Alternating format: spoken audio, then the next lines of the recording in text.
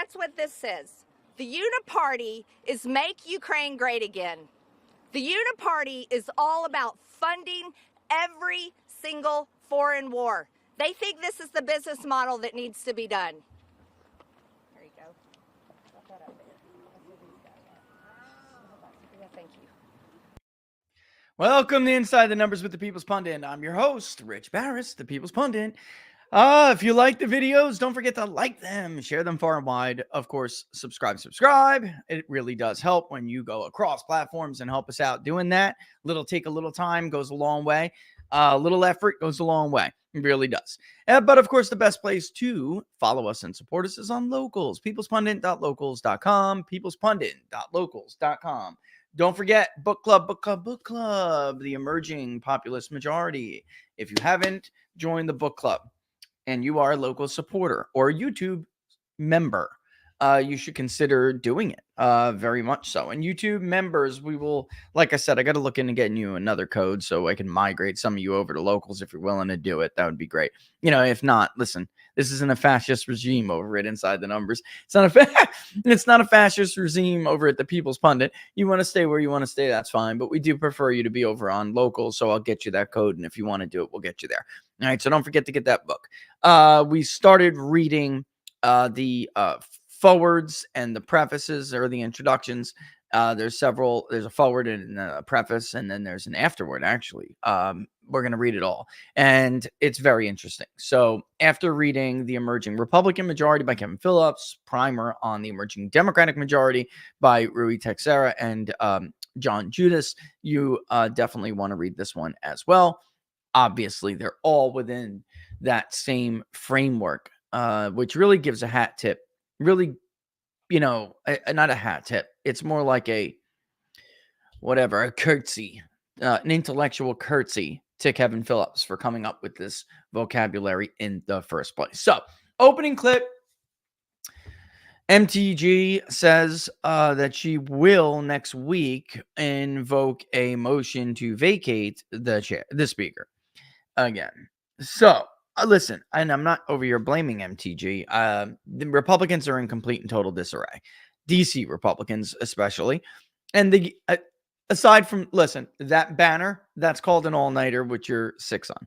The gap, Trump gap. It's supposed to be the Trump gap between Republicans and Trump, or so Trump at the top of the ticket and Republicans down at the bottom, is widening. And it's been there, and it's been persistent for a while. In some polls, it's widening, but I think that nevertheless it persists. The CBS News poll that came out, we're not going to take a too deep of a dive into that one, but the difference between Bob Casey and Dave McCormick is almost identical to what we found. And a lot of Republicans were like, that's ridiculous. Bob Casey's not leading by that much, 45-39. They were being generous to McCormick. We had him at 38 or 39 too, or something like that. And listen, the Caseys have a name, they have a brand, and it may not be correct. It may not be right. It may not be accurate. It may not be fair. But the Casey name from Western Pennsylvania to Northeastern Pennsylvania has a brand, a connotation, like I care about the working man. And the Republican Party does not have that brand. And you can, listen, I'm not a huge fan of MTG at all. But this is payback for Kevin.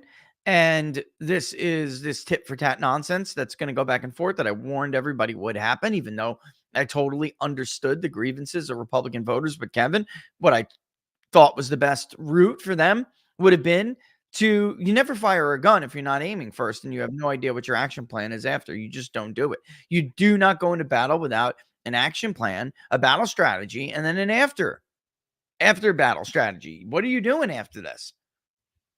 If you really couldn't stand Kevin, you should have let him get beat up as the chair as a speaker over a narrow majority.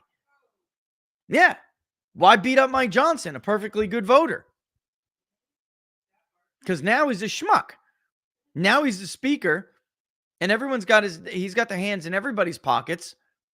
He must have got caught banging some 16-year-old somewhere. He's totally compromised. It's obvious. Sorry, Mike. And I like you too, but I don't know what else to say. Why can't you just go there and act like Bob Good? By the way, I wouldn't even suggest Bob for that job because they try to ruin him too. He's good where he is, just like Mike was good where he was. Should have let Kevin get the crap beat out of him politically. Anyway, so here we are. And now MTG, who was an ally of Kevin McCarthy after being not an ally, obviously. He stripped her of her chair, her committee assignments, and now she was put back in his good graces. She's very upset over what happened with Kevin McCarthy, and but she is right about the politics of the Ukraine spending. And several polls have come out to show that that is not the priority, not only for the Republican voter, but for every voter.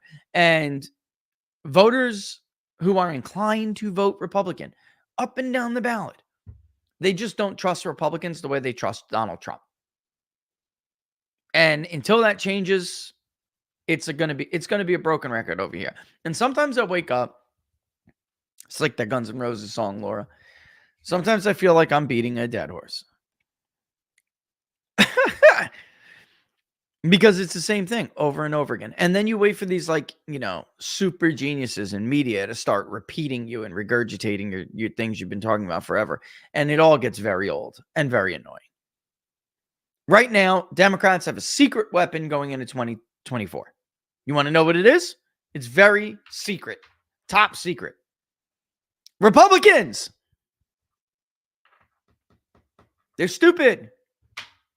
They're clueless. They're corrupt, remember? And they're cowards. So here we are. All right, let's play another clip before we get on, because, I mean, I got something I want to read from MSN. You're going to love it. Not. That's obviously me being a wise guy. You're not going to love it. But let's play this clip first, and then we'll read it, and we'll go through it. And then we'll look at some of the polls, because it is so obvious. It is so painfully obvious.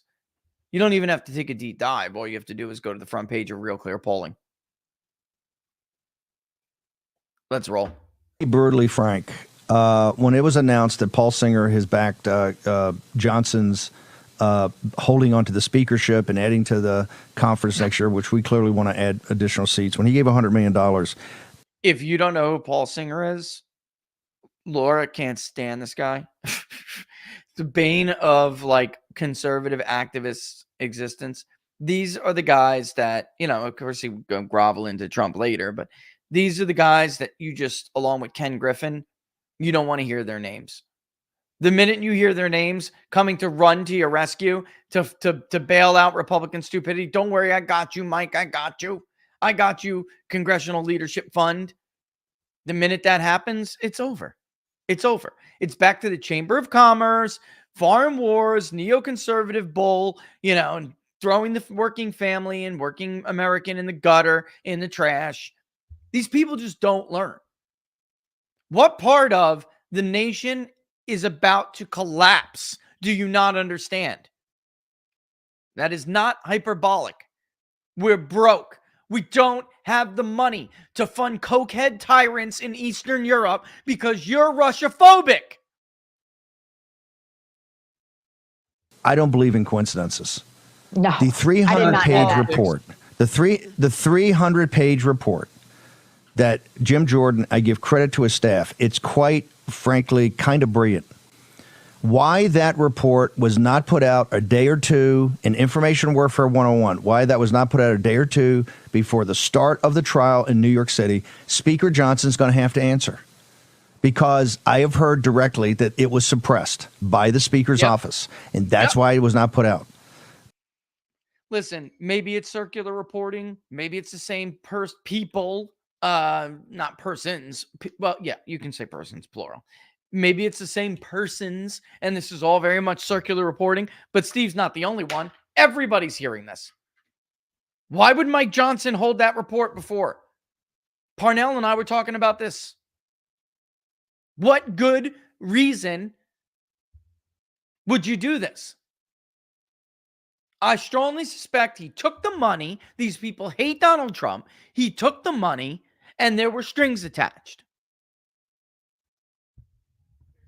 There's always strings attached, Laura. And he just said, I don't believe in coincidences. There are no coincidences in politics. None.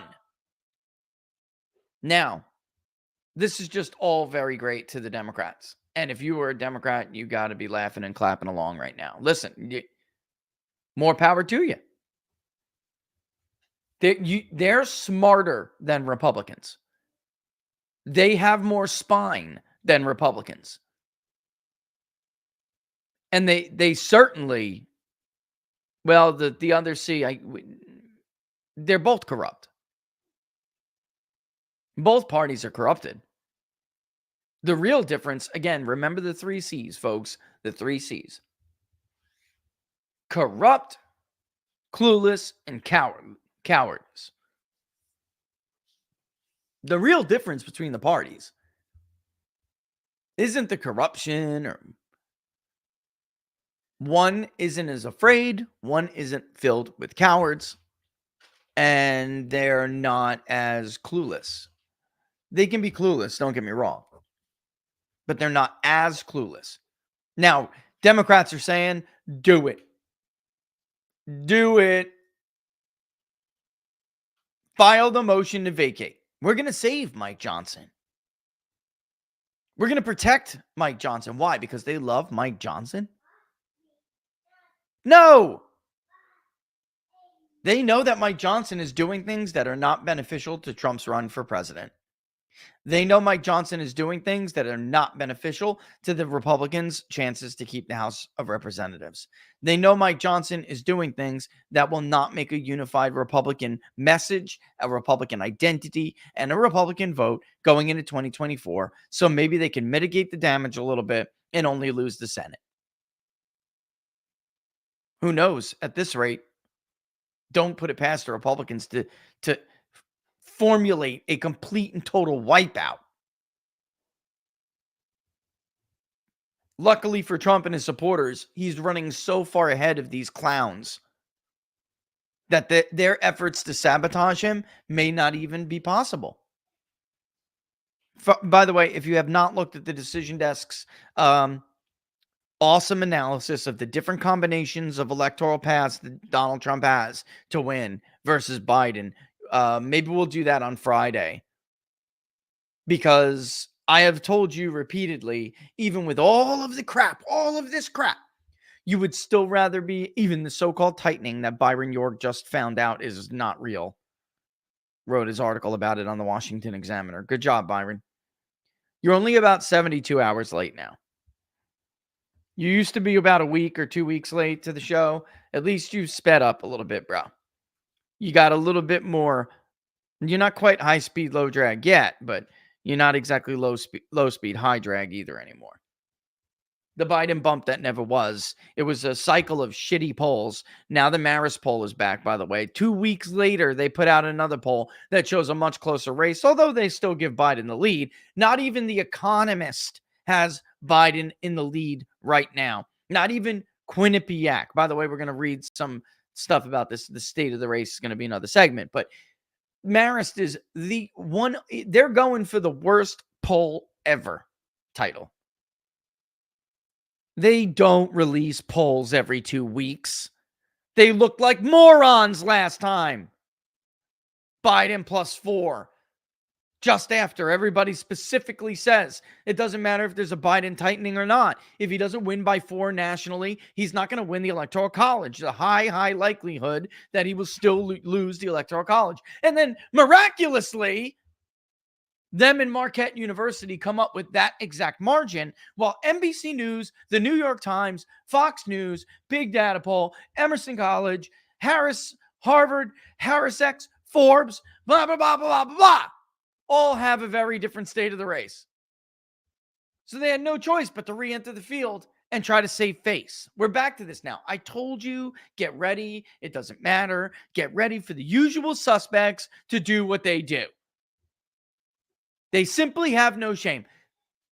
You should, any of you out there, and I know there's a lot of people who do have, friends in high places to listen to the show. Any of you ever bump into or have the occasion to meet Bill O'Reilly, ask him about Marist College back in the day.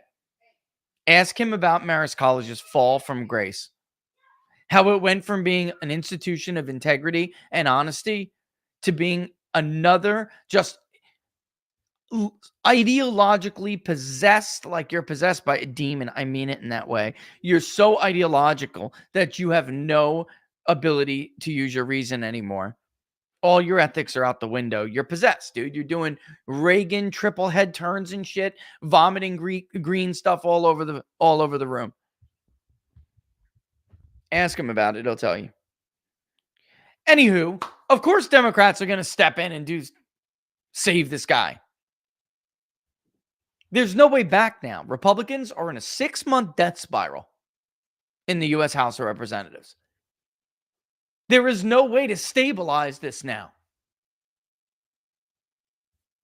They better just hope and pray. It's like you don't really know how to swim very well. Help is on the way, but you're like you're like doing the doggy paddle because you don't know how to tread water.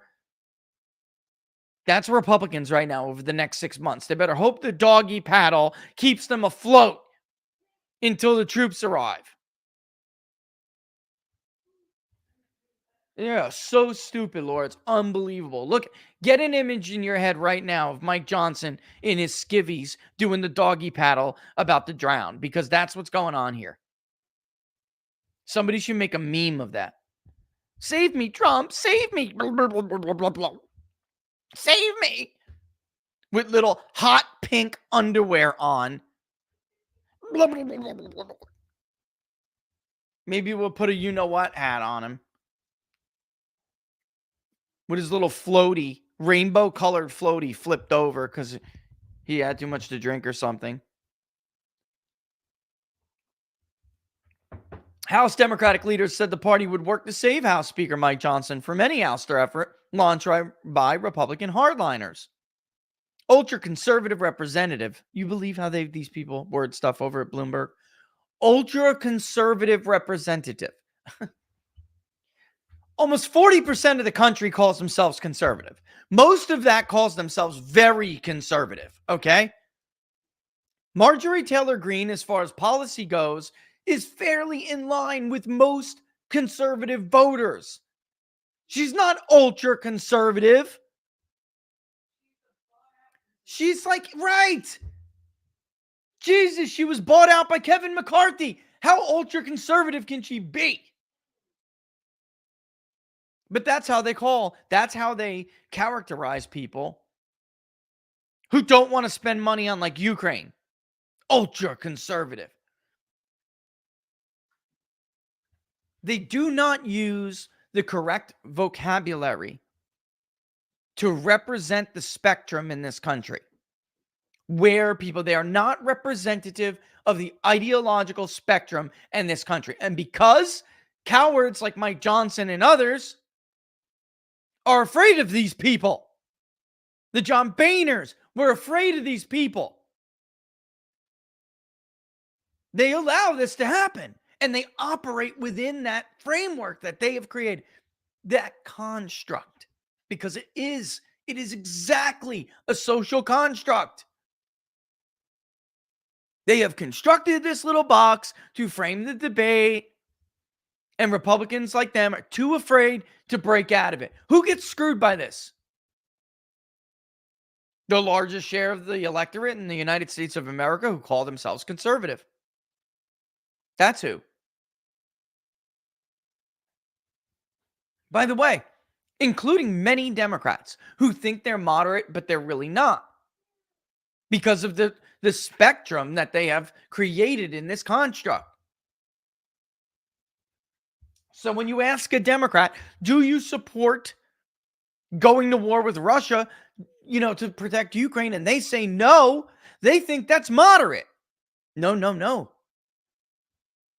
You don't understand. You now are on the dark side with us. Do you support signature verification? Well, of course I do.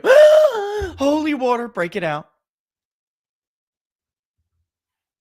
Ultra-conservative Representative Marjorie Taylor Greene and two fellow hardliners have threatened to seek Johnson's removal as Speaker because he worked with Democrats to approve a $95 billion foreign aid package for Ukraine, Israel, and Taiwan. This is a load of crap.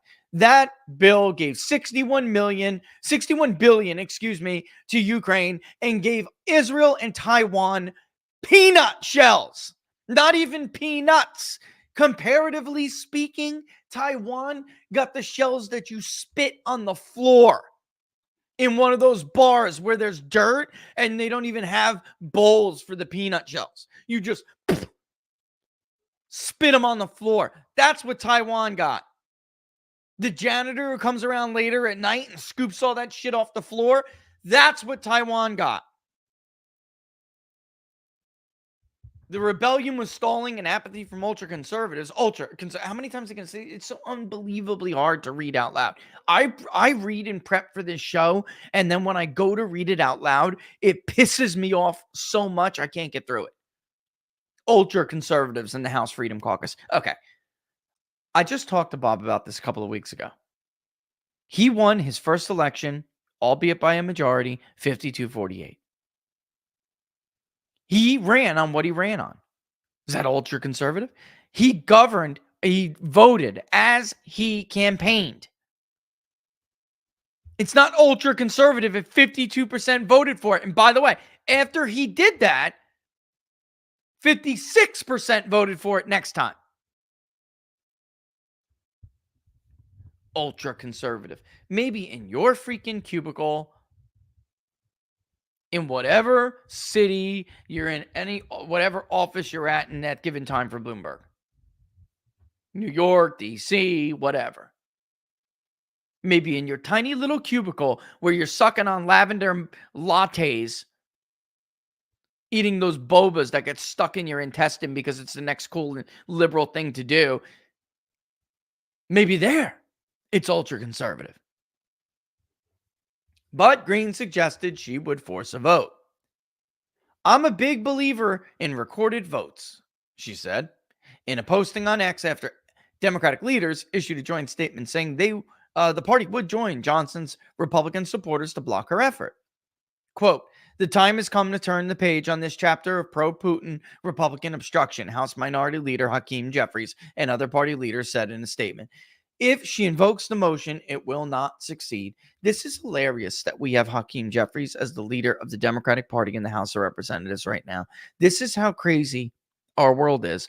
They talk about election denialism. Hakeim Jeffries called Donald Trump illegitimate. Hakeim Jeffries said that he coordinated with Vladimir Putin to steal the election and that it was not a credible election. Hakeim Jeffries went on and on as we learned more and more about the Russia hoax, and as more and more was exposed about it being a hoax. It didn't stop Hakeim Jeffries from constantly going to Twitter and posting things like, the more actually we learned about this, the more we realized the 2016 election was not legitimate.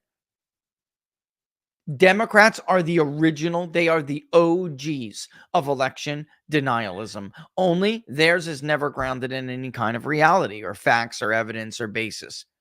Theirs are a fiction they created in their head, like a transgender kid created in their head, or like some other mentally disturbed person created this delusion that they're a pussycat, or they're a wolf, or they're a bear, or they're whatever.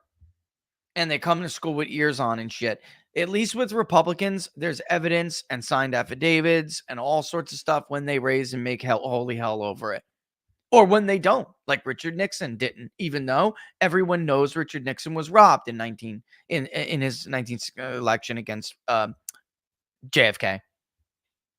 He didn't make a stink about it. McCain, many people told John McCain, Barack Obama did not win the state of North Carolina. We're not going to revisit this. There are actually academic studies on it, but he let it go. And it didn't matter anyway because he got mollywopped. But that doesn't stop Democrats when Nixon makes his comeback and destroys them in North Carolina next time. Guess what? We're not going to send those electors. We're going to get alternate slates of electors, as is their right to try to do, by the way. It is not a crime. They are the OGs of election denialism. And we actually have a leader of the Democratic Party who pushed the Russia hoax, the dangerous conspiracy that led to Steve Scalise and 4 others being shot by a nutcase who believed it. We actually have that man as the leader of the House of Representatives while they call Republicans like Kerry Lake and Donald Trump election deniers. It's unbelievable. Johnson told reporters shortly after the statement was issued that he hadn't asked Democrats for help maintaining his leadership position. I never requested assistance from anyone, he said, adding that the Democratic leader's statement was, quote, the first I heard of their statement. Whether or not that's true, and I'm not sure it is. Laura, what do you think? It sounds like BS to me. You think he didn't have any kind of conversation with Hakeim Jeffries? The two leaders did not speak about the potential leader being ousted from the speaker's chair? Come on. But let's give him the benefit of the doubt, even though he doesn't deserve it. Let's give him the benefit of the doubt and pretend that he's telling the truth. Of course. Mike, doesn't it strike you a little bit odd that Democrats, the other side, are running to your aid, Mike? If you're telling the truth, that is, which I don't believe. That I think you're full of crap. But I'm just playing devil's advocate. If you're telling the truth, doesn't it require now that you take a good long look in the mirror and ask yourself why radical election deniers who are trying to manage the decline of this country love your ass to the point where they'll come in and save you from an internal party coup against you? If they're so dangerous to the nation, Mike, why do they love you, bro? Why do you have traitors and commies and fascists and Pol Pot wannabes and Che Guevara lovers? Why do you have them rushing to your aid, bro?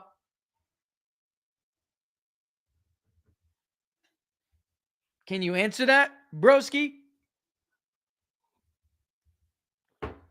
Thomas Massey of Kentucky, who supported Green's move, also blasted Johnson in a posting on X. Quote, Hakeim Jeffries vows to save Mike Johnson's speakership, Massey said. Why wouldn't he? Johnson has given the Democrats everything they've wanted. Unquote. Representative Massey's right. We've had some goings-ons. We've had some back and forth on Twitter, Representative Massey and I. We have not seen eye to eye. We've had our public Twitter fights in the past. He's 100% correct. If there was a way to be more than 100%, if we were giving out extra credit or something today, and there was a way to get 110%, he'd be right. It's only logical.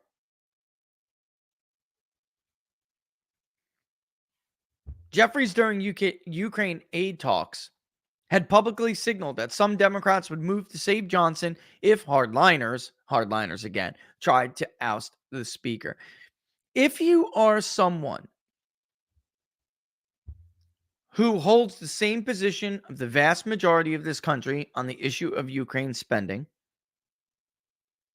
who refuses to betray that position in those voters because you take money from Russian oligarchs like most of the people in Democratic leadership and Ukrainian oligarchs, excuse me.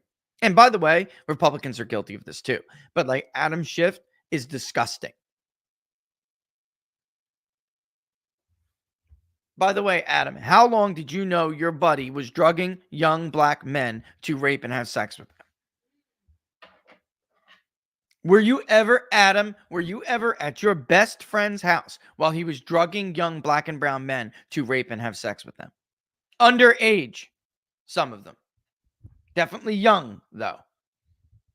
Were you ever there, bro? You telling me you didn't know? I wonder if I rifled through Adam's old text messages if I would find something like, yo, bro, you got to come over tonight, broski. We're hitting the meth pipe hard. And I got 2 stupid twinks. Talking about what they would say. I'm going to drug them up nice and good. They'll never know, bro. You guys think I'm being vain or I'm being No, I mean, being like a little bit over the top here. This is true. Ed Buck. That was his homeboy.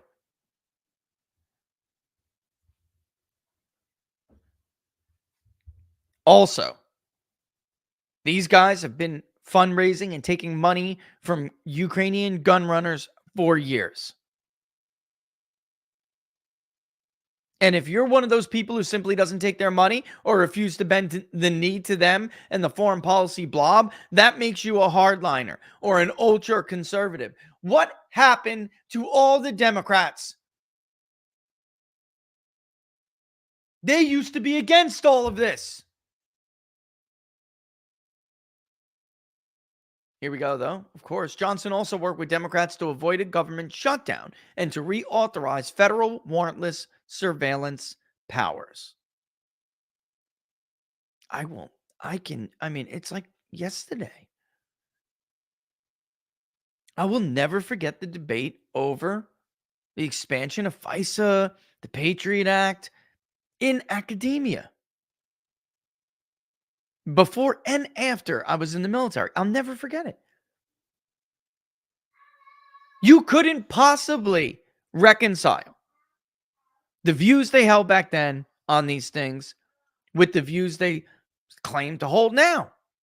Clearly do hold them because they vote for them. Bush was implementing a surveillance state, an unconstitutional surveillance state. And by the way, prosecuting an unjust illegal war.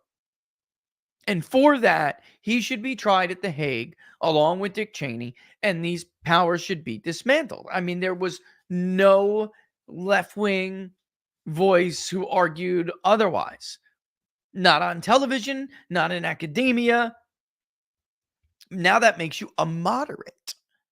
A handful of moderate Democrats, including Tom, who just won the election, the special election. Because genius Republicans ousted George Santos, the geniuses that they are. And Tom mollywopped her in Queens because they couldn't even pronounce her name.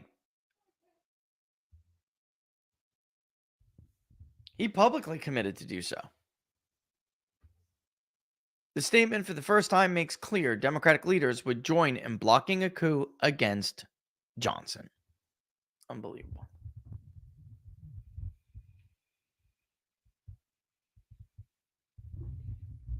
I got to go here. Real quick. Hold on. I want to say this even though this was totally irrelevant for today. All the while though, Mike, you're over there sending aid to Ukraine. All the while with headlines like this. U.S. factory activity shrinks with price gauge highest since 2022. This is what you're doing, Mike. You're prioritizing Ukraine when working Americans are bleeding here. The Institute for Supply Management, that's what ISM stands for. Those of you who have been following me for a while, back on the old PPD days, you should know. Declined to 49.2%, but measure of prices paid for inputs rose 5.1 to 60.9. Go through those panel responses. Go through them. In fact, while Biden is blaming Putin for the increase in gas prices and other sub-indicators in the inflation index, et cetera, and blaming COVID and Trump's policies for the supply chain breakdown, you should go back and read these panel responses. Go back to 22 and read some of them. Go back to right after Joe Biden took the reins in the White House and read them. Joe Biden beat Donald Trump, so I'm going to scale back on business inventories this month. I'm going to wait to see what happens. Now that Democrats are in charge, one too many people might get a sniffle and close down the entire economy again. So I'm just going to take the old wait and see approach. That's what did the supply chain dirty. It's clear as day, and it's right in the panel comments. They speak to various different industries, whether you're looking at the ISM non-manufacturing index or you're looking at the manufacturing index, the PMI, or the now what's called the services PMI, which used to be the non-manufacturing index, the MMI. It's right there, clear as day. Oh my God, 1237. Jeez. Guess I get a little hot under the collar. You know what I'm saying? Get a little hot under the collar, forget to take our break, but let's do that now, shall we? All right, folks. Cha-ching. Speaking of which, I was just going on and on about it. And of course, we're hearing all these flooding headlines about the avian flu and this, that, the other thing. Well, I'll tell you, I got a ton of quotes I can read here. You ready? Here's one. The dissemination of cows is far greater than we have been led to believe. It's H5N1. Anyway, the chief medical board of the wellness company, they've been closely watching all of this with the avian flu, the outbreak in the United States over the last few weeks, among other things. And while it's far from certain at this point that the recent strain of bird flu would even result in a pandemic, but we know what happens when the medical tyrants get their hands on this stuff. They're never going to be done with us. And with scientists still saying that the bird flu strain could, quote, be 100 times worse than COVID. Oh my God. And knowing it's an election year, which is key. And Trump, by the way, Trump is winning, Biden is losing. Americans understand that now more than ever, we need to be prepared. Do you have what your family needs this time around? Because most doctors still won't even consider prescribing these drugs that we're talking about today. Ivermectin, hydroxychloroquine. But it doesn't matter because we got you covered here. The only of its kind, this prescription Contagion emergency kit from the wellness company provides you with a carefully selected assortment of effective medications for the bird flu, COVID-19, other respiratory illnesses, ivermectin, hydroxychloroquine, the Z-Pack, budesonide, Tamiflu, along with a nebulizer in this one. You can rest easy knowing that you have emergency meds on hand, along, by the way, with a guidebook for safe use. Backed by research from the experts like Dr. Peter McCullough, the wellness company's Contagion emergency kit is a must-have. Folks, avoid the chaos, the wait times, the hospital price, and have exactly what you need for as low as the cost of a single doctor visit. At the end of the day, just have these medications on hand, and you won't even have to think about it. It's called peace of mind. Go to twc.health/TPP. Link is in the description as always, and grab your Contagion emergency kit right now. One more time, it's twc.health/TPP. That's, of course, for the People's Pundit. That'll save you $30 at checkout and get you shipping. Kits are only available in the USA, by the way. Only available in the USA. All right, let's take a quick of the state. This is, again, I know we just have no choice but to deal with the vocabulary that these people use. I am, of course, going to correct a lot of it as we move along, but we have no choice. We have to just deal with how they phrase these things and give greater context to it as we go. All right. But you know what? Do me a favor. Give me a hot 30 seconds. Let me get a sip of water, and we'll be right back.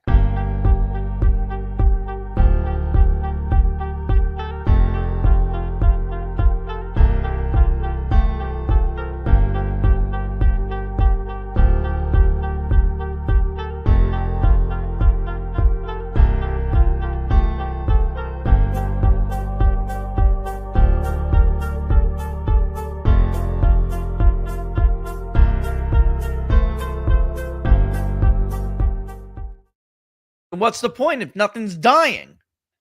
You know what I mean, guys? I also got these pain in the butt birds everyone felt bad for. Well, they don't feel bad for them now because since it was cold, the babies died and they just pushed them out of the nest. Nobody in my family feels bad for them anymore. Listen, I love birds. They're pretty, but they're disgusting, foul creatures that poop everywhere, all over my beautiful car, the driveway. They are out of here. My neighbor even tried the old owl trick. It's not working.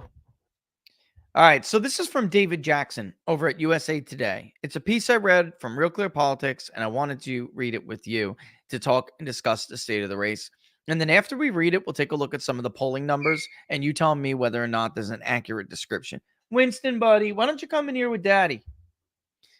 Trump and Biden are darn near even. That's a quote in the 2024 election. Wait till you see who he gets the quote from.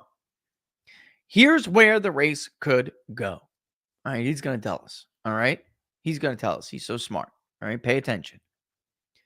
The Republican candidate for president is on trial for hush money payments and alleged election interference, and he could be facing a prison sentence. Now, notice he used alleged election interference, but he did not say alleged hush money payments. Listen, folks, let me just say this for the person out there who may or may not know this. The hush money payments are fake news. Stormy Daniels herself called this fake news. Michael Cohen is the least credible witness any prosecutor could hope to use as the bedrock of their case. The Mueller team kicked it to the Southern District of New York after they found, by the way, Alvin Bragg's star witness lied to banks about the value of the medallion companies. And we're not talking about, questions over valuation. Oh, no, folks. This was straight up criminal behavior. They threatened to throw Cohen's wife in jail for 30 years. He got pissed that Trump left him vulnerable because he thought he was going to be White House chief of staff. He didn't get a job at all. Reince Priebus got White House chief of staff, but he thought maybe I'll get something else. He didn't. He was pissed. And here we are today. The Southern District of New York decided the guy is not credible. Everything he's telling us, we're finding some hole, some lie, somewhere. 1 million of them down the pike. They kick him to the curb. Only Joe Biden sends his number 3 at the Justice Department. The guy's climbing up the ladder at the Justice Department all these years to leave for a crappy job in a district attorney's office? No, his boss sent him there to prosecute his political opponent on some trumped up nonsense garbage that will never hold up when it gets to a higher court outside of the disgusting filth that is New York. And I am a native New Yorker. I could say whatever I want about that dump. He's been assessing more than $500 million in damages in lawsuits for bank fraud. They'll call that bank fraud, no problem. Defamation and sexual abuse. Oh my God. He was not found guilty of rape. He also faces sweeping opposition from former aides who served in his White House. And he'll move into more trials over allegations he mishandled classified information and tried to steal the 2020 election from President Joe Biden. Have you been paying attention to the Supreme Court, sir? It doesn't look like he's going to be moving into that or any of that before the election. In fact, Alvin Bragg represents Democrats and Joe Biden's best chance to get a bogus, unjust felony conviction on Donald Trump before the election. Despite problems that would have destroyed other candidates, presumptive 2024 GOP White House nominee Donald Trump is basically tied with Biden little more than 6 months before Election Day. No, he's not basically tied. Maybe nationally, his lead, because he's leading, is within the overall sampling era. It's very close within all of these polls. The Electoral College isn't really close right now. Without toss-ups, Trump wins with 312 at least electoral votes.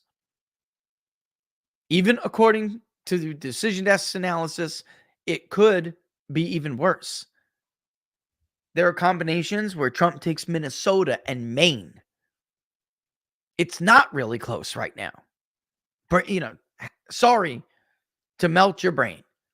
A tied popular vote or Trump being ahead a little bit, which he is, I'm going to show you in a second, is a bloodbath. It's prompted questions from political observers about whether the former president can maintain ground among moderate voters or whether Biden will cut into his support as they both seek a second term. The race is tied.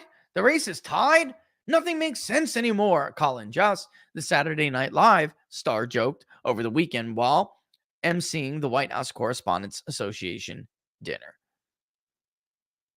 Would you look at that, folks? Aren't you just totally surprised that the bubble people at the White House Correspondents' dinner are shocked that the race is tied? The race is tied.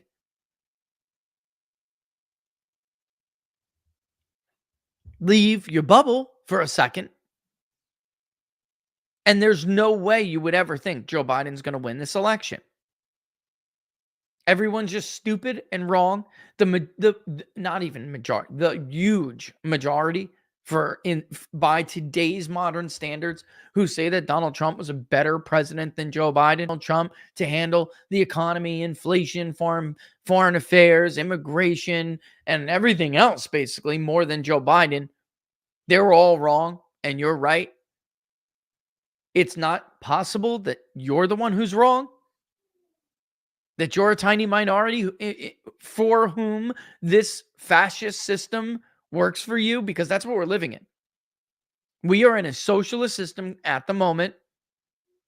It is a form of kind of, and I hate to say it, RFK's right, kind of like this cushy, soft fascism. And if you're in the clique, it's all right. Doesn't bother you the way that other regimes would have bothered that class of people, socialist regimes in the past. Because this is a unique form of like fascism.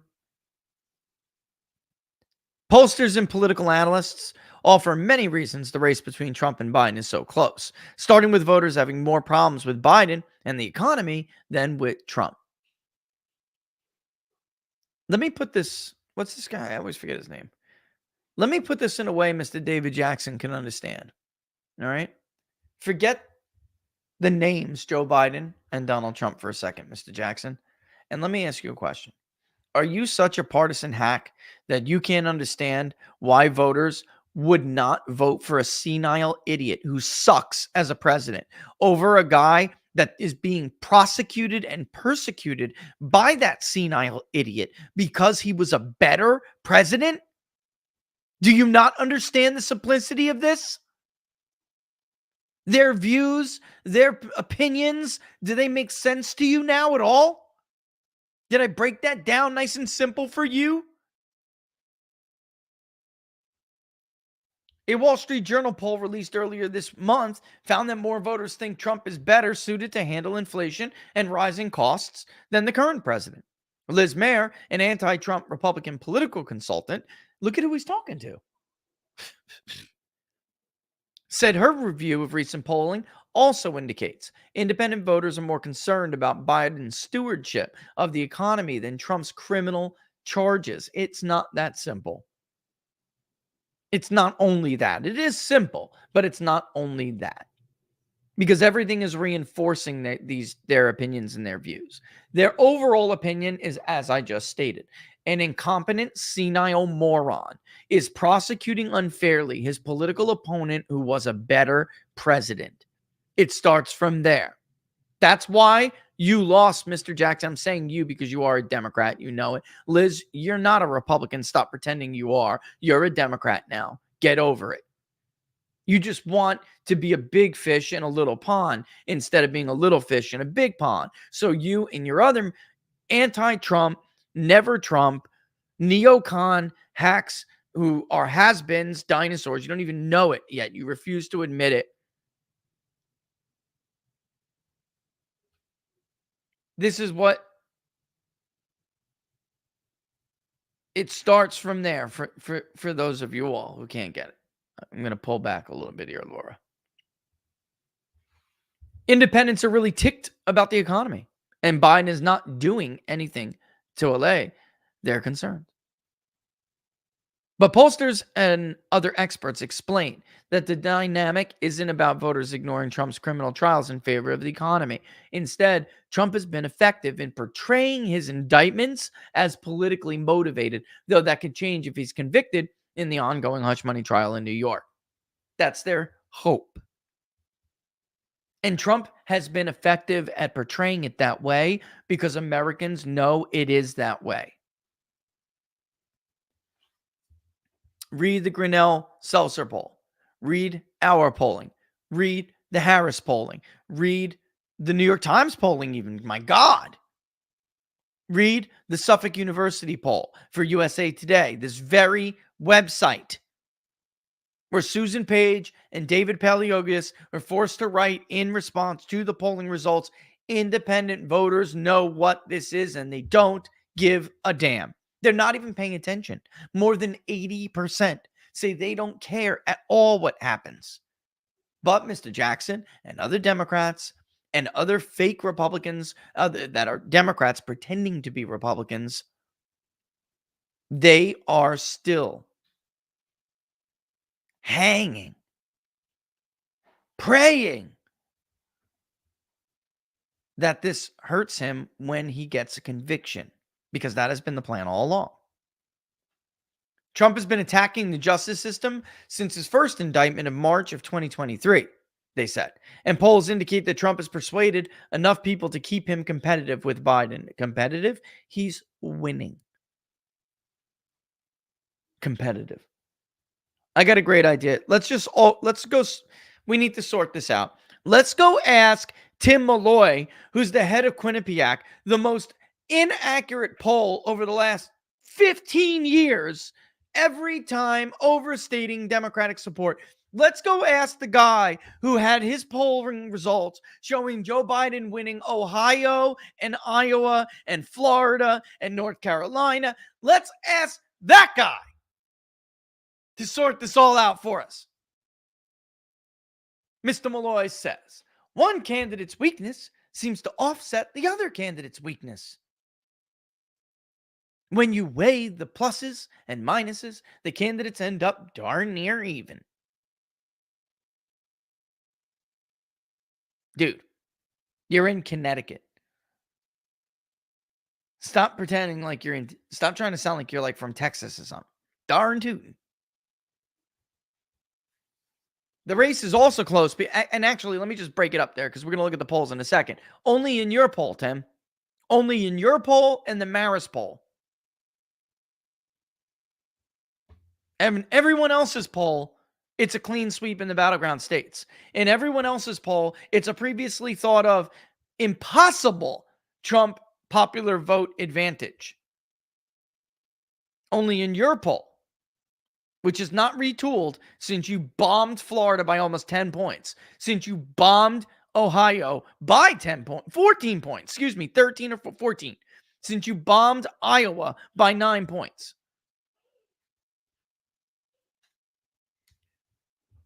The country remains at near parity between Republicans and Democrats, and approximately a 50-50 split that has been in evidence for decades. Then why do you keep weighting your polls to D+8? Somebody want to answer me that question? Guys, locals, if he really truly believes that, then why are his polls constantly D+6, D+8, D+ whatever, D+5? It's never going to happen. That isn't reality. That's not the real world. That will never happen. Barack Obama got D+5 because he juiced black turnout so much. Even when Joe Biden supposedly got more votes than Barack Obama, which is, of course, a total line of horse, you know what. The electorate was only D+1. That's it. So if you believe the country's on parity, why do your polls keep reflecting some 1995 level advantage for Democrats? And actually, I don't even think it's 1995. I think I'd have to go back. Hold on one second. I just got a bing. Let's see the latest crap. Okay, because I think I know who came out today.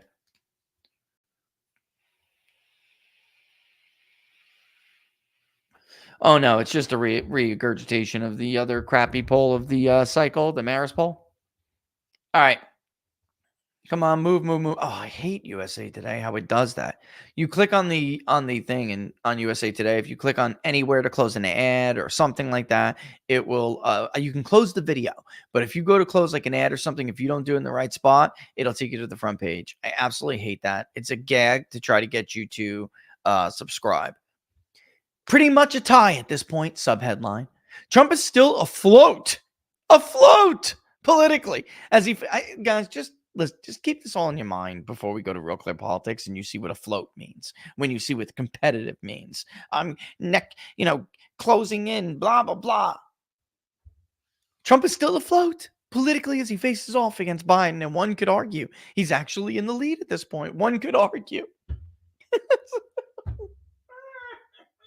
These fucking people.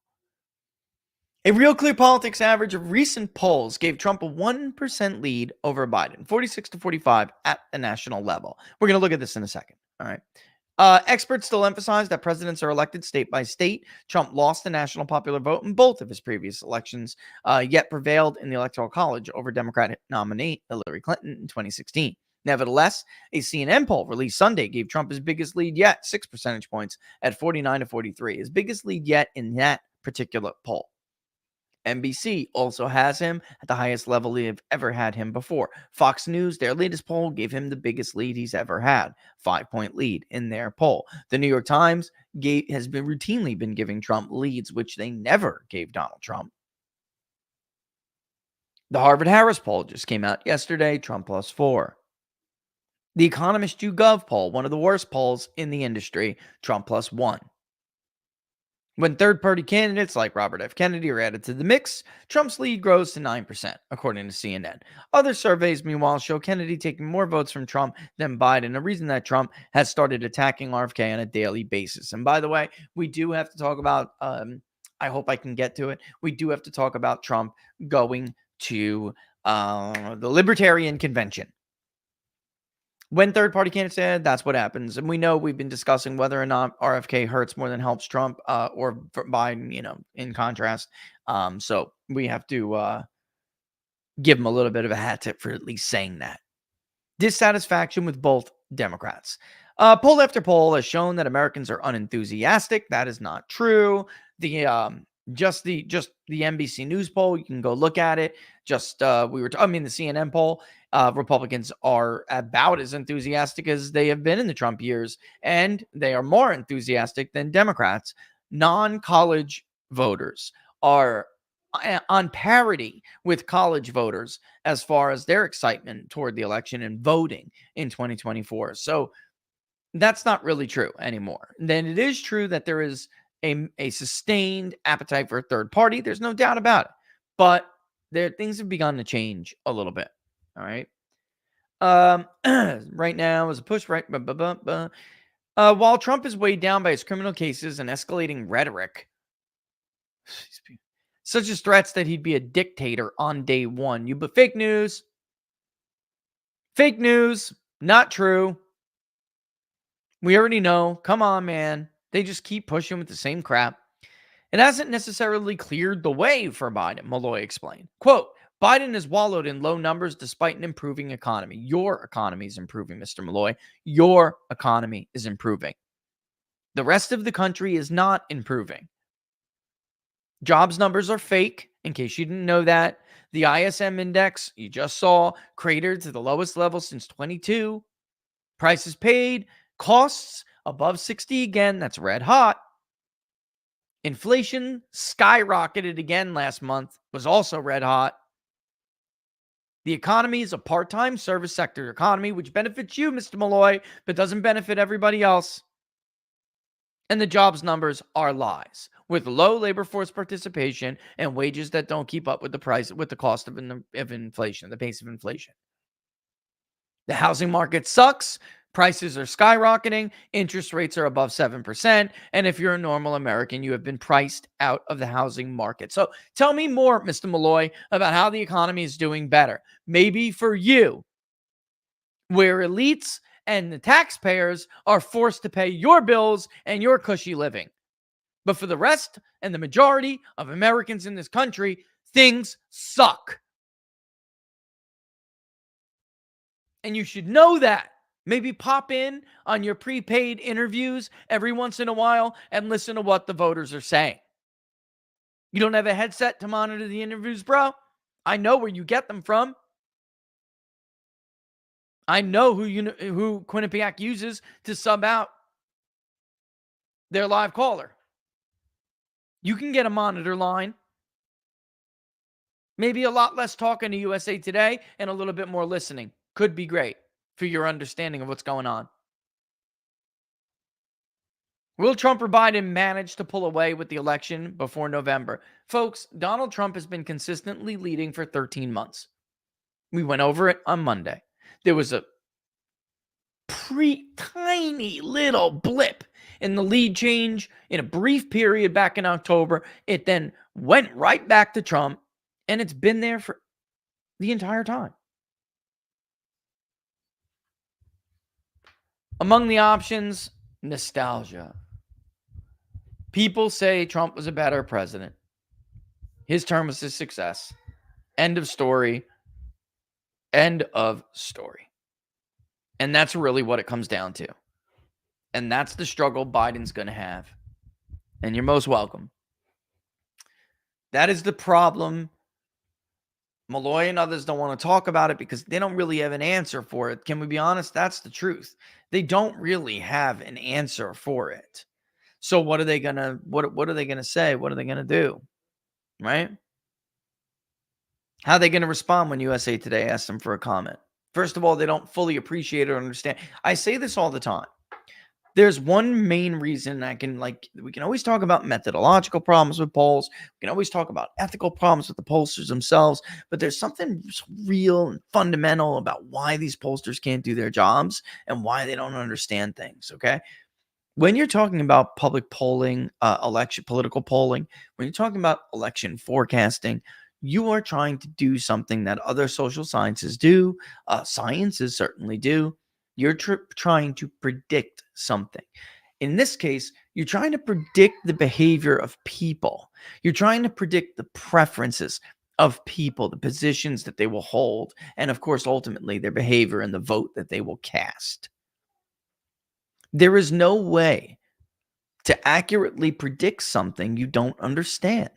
And in this case, in the case of political polling, Tim Malloy and many others, they don't understand the American people. They don't understand the working class of the country, the non-ruling class in general, not just the working class.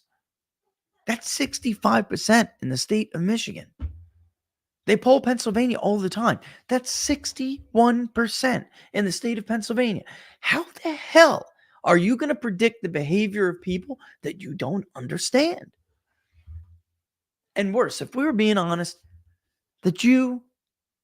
how could you predict the behavior of people you don't understand and undoubtedly resent on some level? You can't. You can't. It's like, hey, tell me who's going to win the Super Bowl, the Chiefs or the 49ers. But you don't know anything about football. You don't know anything about those. Maybe you know about football. Let me put it more accurately. You know about football, but you don't know about the Chiefs or the 49ers. You don't know about the teams, the people that are on those teams, the talent, who does what, who's a good running back, what's the quarterback, what's their name, how do they throw, how do they run, how do they lead the team on the field. They don't know anything about these people.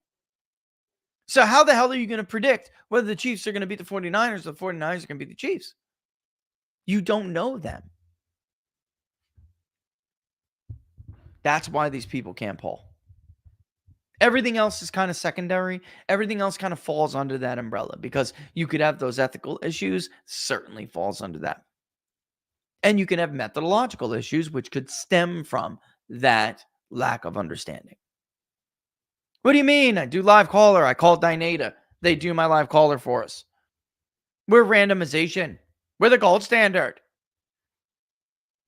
If you don't know anything about huge types of people, you wouldn't understand that you can't reach them like that.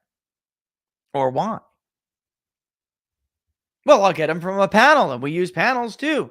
Right, same thing.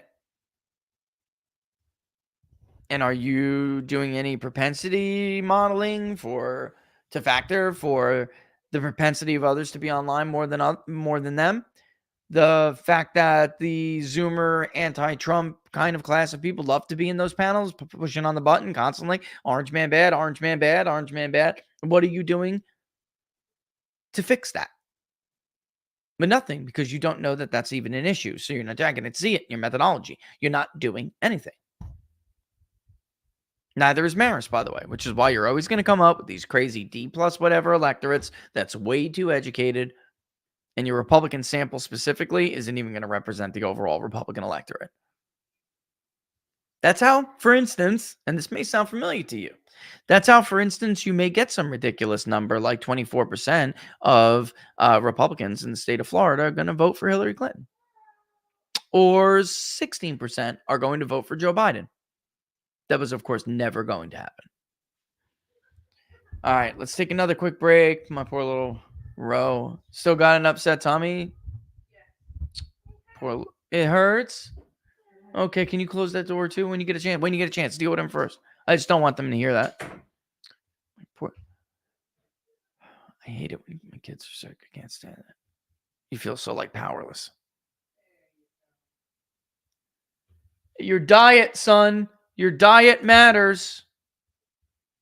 I'll run and go get him some fruit, like a fruit thing. Maybe that'll help. Like mild fruit, like cantaloupes and stuff or something. All right, let's take another break. It is. That's not good. So we're back to this again. All right, let's take a quick break. All right, so listen, guys, if you have these issues, do not wait. Are you struggling with tax debt? The IRS breathing down your neck? If you owe taxes and don't know where to turn, this is the answer for you.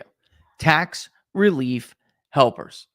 Tax Relief Helpers is a team of experienced tax attorneys, enrolled agents, and accountants, and they've been resolving tax issues for over 20 years. You may have seen their commercials everywhere. No doubt you have. They've seen it all. You need a team like this on your side to stop the nasty letters, the wage garnishments, even audits. Here's how it'll work. You start with a private consultation at no cost to you. Then they'll do a thorough tax debt report to see exactly what the IRS needs and what they see. They'll even have a special insider phone line to the IRS that will help speed things up. You do not have that. Tax Relief Helpers will build that case for you, saving you time and endless paperwork. And they're tough negotiators. So tough, even their competitors hire them. The best part, folks, they get results. Remember, tax problems don't solve themselves. They won't go away. Call Tax Relief Helpers today and start your journey toward tax resolution. The number is 888-508-5797. That's 888-508-5797. Both the link and the number are in the description.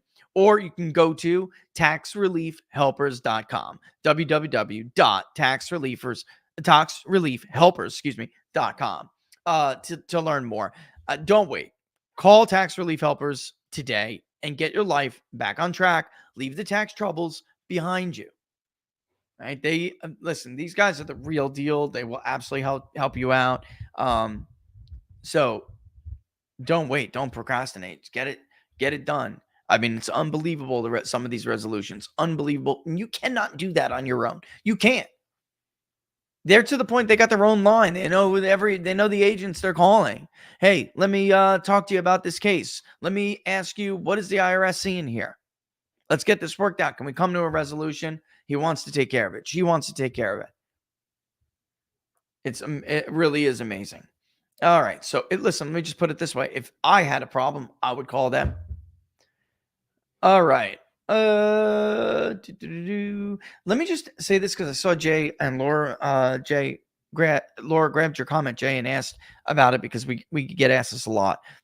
Jewish voters are a subgroup, even nationally. They're so small. In the Siena College poll, for instance, they were not that small, because of course New York still has a sizable Jewish population, but it can be very volatile with some of these smaller subgroups. Until somebody does a large study, you should take those results with a grain. However, it is significant that the Siena College poll, for instance, in New York, had found a relatively accurate margin when it came to how much Biden was going to win the Jewish vote by in 2020. The fact that they are completely reversed and that Jewish voters in New York, not in one poll, multiple polls, are backing Donald Trump should be a great red flag, a great big red flag for Democrats. But nationally, we'll just have to see. There's an article I was going to try to get to today, but I don't think we're going to be able to. It's about RFK and how his coalition grew somewhat, but then what is his, I don't want to say a ceiling, but what are some of the challenges that are like no-goes for some of the voters that he's trying to win over? What are some of the positions that he holds that present those challenges and that could leave him at a cap, basically? Okay. All right, so now it's time basically to just take a brief overall look at Real Clear Politics within the last whatever. We're going to start with the trend, and then we're going to go down and look at the some of the other specific trends, and then what the most recent polls that have been released, and then we're gonna have a better understanding of what the overall sense is, and compare it, by the way, to down ballot Republicans. Let me just make sure this little booger's okay.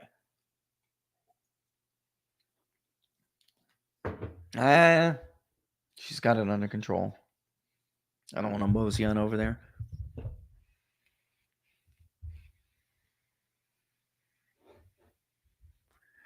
Okay. So, going back to 2022, you can see Trump.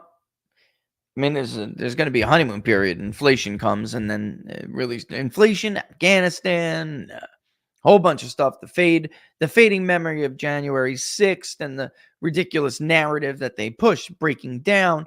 So Trump and Biden were essentially trading leads. You go back to my birthday, actually, right? Or no, that's November. You see the two are tied. Biden takes the lead. It's not even that big of a lead, about 2 points. That's the highest he got. And then you see the rest of the year, the two men trading it off. By 2023, Trump takes the lead. It vapes for a little bit. They both decline. But by the spring of 2023, by the way, what was in there that led to Biden's bump a little bit? Excuse me, hiccups are always coming around this time in the second hour.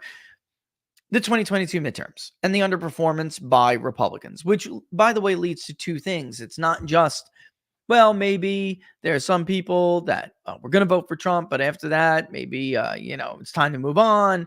There were losses, but that we expected would be wins, blah, blah, blah, blah, blah. But really, when you have a depressed moment like that, where an example of one for Democrats would be after the first debate with Mitt Romney, they were very depressed. They thought Mitt Romney handed Obama his lunch. He did hand Obama his lunch, but then they went backstage and said, we can't ever talk to a president like that again, and blew any opportunity they ever had. But Mitt Romney was never ahead.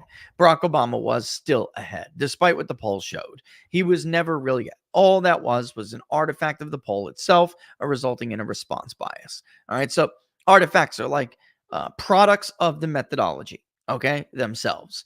And they're like the little children of whatever methodology you come up with. And those artifacts created response biases, and that led to Mitt Romney taking the lead briefly. It was never real, okay?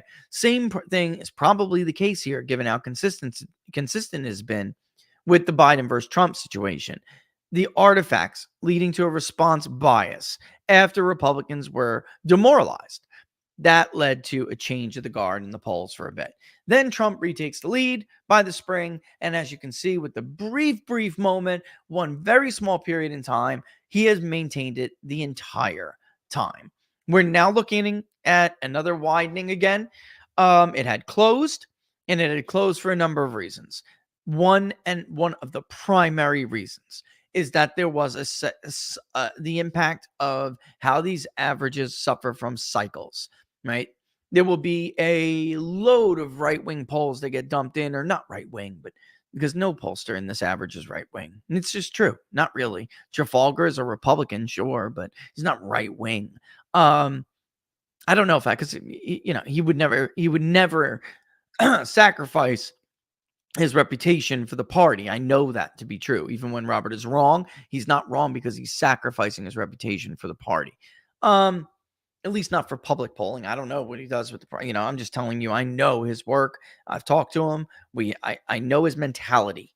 And It sounds familiar. You want to be right.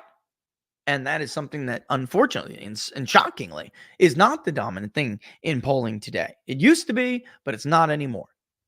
All right. So after that cycle closed the gap, we ran several episodes about whether Biden got the bounce, and then the bounce is gone. And the Bloomberg poll conducted by Morning Consult, which was 3 weeks old, it was so stale. That started that little rally to Biden, even because of how it was misreported, and it vaporized because that hit, even though it was 3 weeks older, that hit with a cycle of polls that are left-leaning. Marist College, Quinnipiac University, Marquette University. And these are polls that are notorious for being the only ones with a Biden lead in the average at any given time. They all just basically hit at once. Emerson, who showed a brief trend to Biden, reversed before that ever happened. Fox News put out their biggest lead for Trump before that ever became clear. In the midst of it all, Biden surging, bam, Trump +5. You know what? Fox is probably an outlier. And it wasn't an outlier. Is it too bullish on Trump? I think so. But I got a Trump +6 1 month this year too. It happens sometimes to pollsters. It happens. It doesn't mean, that the poll is inaccurate or whatnot. It just means that you're probably a little bit too bullish. And within the sampling error, you probably got the winner right. But maybe it's a little less than that. All right. So as you can see, here's the trend. This is the trend. Moving on to some of the races. Neck and neck, the guy says. Wisconsin is one of the closest races in this average. And now Trump is beginning to widen his lead out, talking about pulling away. Trump is approaching 50% in the average in Wisconsin. That's actually slightly higher than what you see in the state of Arizona, where Trump's lead is even bigger. All right. Same is true in the state of Nevada. And why? Because you may have noticed with all of those polls from Emerson, even the some that looked decent for Biden, better for Biden, when you leaned people, Trump was at or above 50%. It was simply not enough. Even when Biden won the breaks of leaners, it was not enough for him to catch Donald Trump. And that is statistically, and here's a very technical term. That is statistically a big effing deal. Trump has never hit 50 or above. And when any candidate hits 50 or above, it is statistically significant for a reason. It means the likelihood of that other candidate being able to overtake them, not because of the actual mark, because of probability, is highly, highly unlikely. Has it happened in the past? Sure. When there have been poll misses? Right. But here's the problem. We're coupling that now, the statistical significance of a candidate being at or above 50, with the other consideration that this happens to be a candidate who is underpolled on average more than 2.5%. Meaning, or I would say, he has overperformed his polling in 16 and 20 by an average of roughly a little over 2.5%. So, taking those two things into consideration, Mr. Jackson's characterization of the state of this race is questionable at best. Dare I say, intentionally misleading? Or, brah, your bias is so bad, you have no self-awareness at all. I don't know which one's worse. Do you? Right. I'm moving down to the 5-way, as you can see.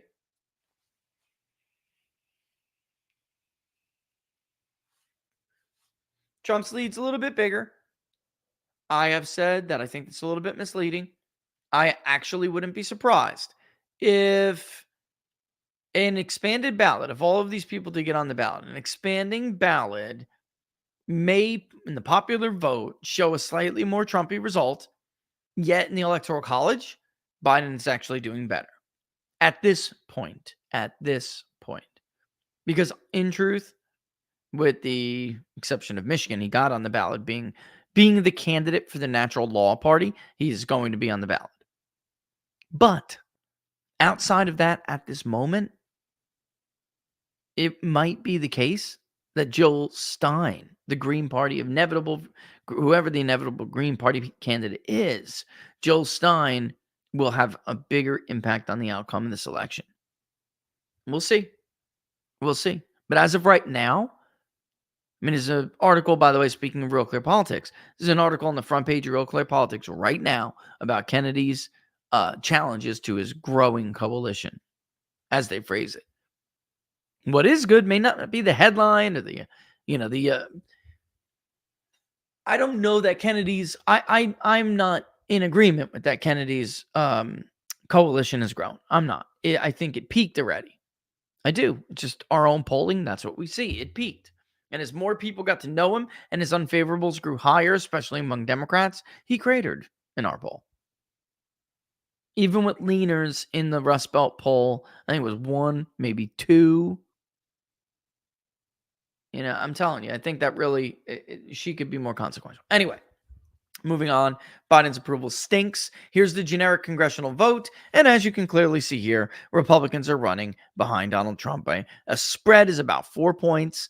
In some of the Senate races, it's even worse. I have not read his Trump nostalgia enough. Maybe we'll read that today together.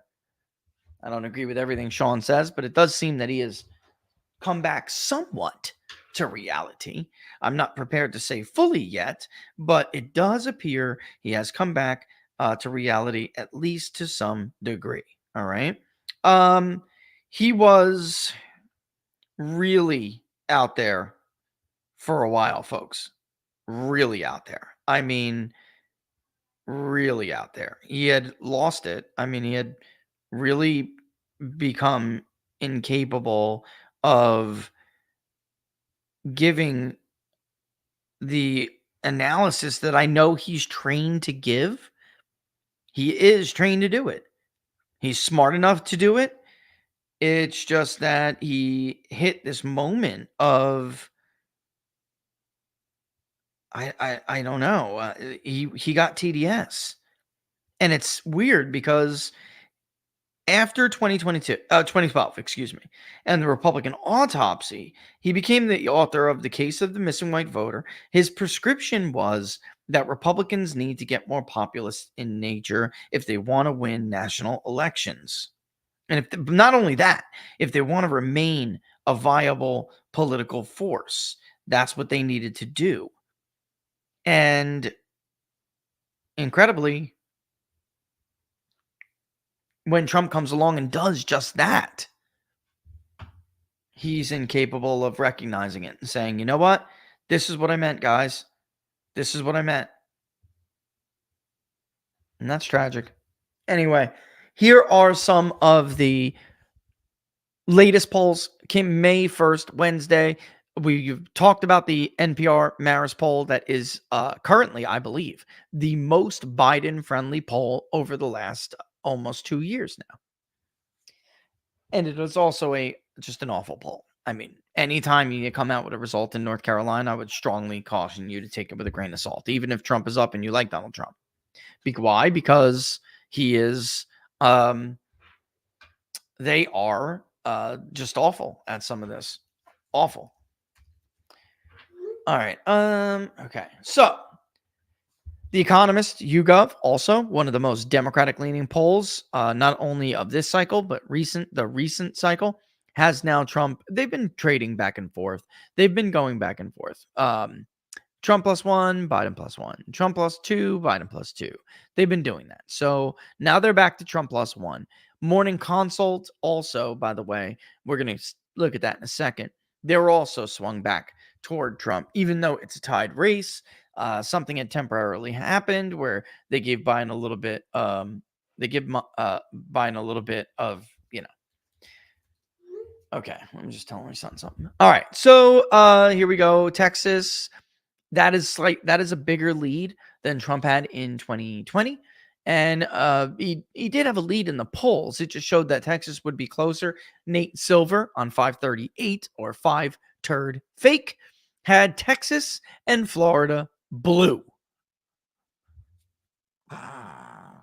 Oh, and North Carolina. That's right. I can't remember. I don't want to say it, but Ohio and Iowa, because of the way their crappy model works, they wait for what they deem to be the accuracy of pollsters. And since some of their most highly rated pollsters that performed the shittiest actually had Iowa and Ohio close, they may have had one of those states either light pink maybe or light blue. But Florida, North Carolina, and Texas, I remember for certainty they were blue. So, by the way, and was The Economist. They also had those states blue. But now here with the University of Texas, you can see that it's a bigger lead than he had in 2016 and 2020. This is one poll that is a bit of an outlier in that Cruz is doing better than Trump, even though Cruz doesn't have Trump's level of support, because Allred has less Democratic support overall than Biden has. Cruz is a 13-point lead, even though Trump has a higher vote share. So it's an outlier because most polls, almost every poll, has been showing Trump doing way better than Cruz. And that is on the back of Hispanic support that Cruz does not have. Okay. And even this poll, which if you're Ted Cruz, you may want to tout. The problem with that is Allred is going to get that Democratic support. That is going to happen. And when it does, Cruz is going to find himself with less of a vote share than Donald Trump. That is going to happen. Mark my words, that's going to happen. Until Cruz and other Republicans figure out how to break into some of the counties in Rio and even out by El Paso, until they start to do better in those counties, they're not going to be able to keep up with Trump in Texas. All right, so even at The Economist, for instance, they also did the generic ballot, and they have Democrats up by 3. So overall, a 4-point Trump gap. Let's call it Trump gap, a 4-point MAGA gap between Trump and Republicans.